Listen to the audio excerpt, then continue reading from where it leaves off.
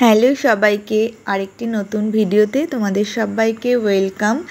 আজকে আমি ইভিনিং স্ন্যাক্সে একটা কর্নের রেসিপি তোমাদের সাথে শেয়ার করছি, যেটা খেতে খুবই ভালো লাগে আর হেলদিও বটে, আর ঝটপট করে কিন্তু বানিয়েও নেওয়া যায়।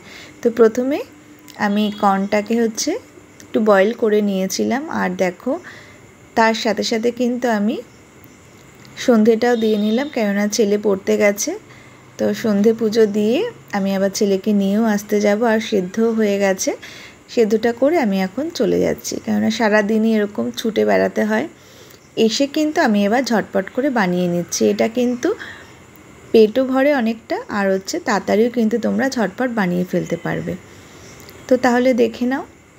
প্রথমে একটু বাটার দিয়ে নিয়েছি, তারপরে একটু হালকা করে লো ফ্লেমে ফ্রাই করে নিয়েছি। তারপরে কিন্তু পেঁয়াজ, কাঁচা লঙ্কা, টমেটোটা একদম ঝিরিঝিরি করে কেটে নিয়ে লো ফ্লেমে 5 মিনিট মতো ফ্রাই করে নিলেই হয়ে যাবে। আমি লেবুর রসটা দিইনি, কেন রাতের বেলা বলে, আপনারা দিতে পারেন।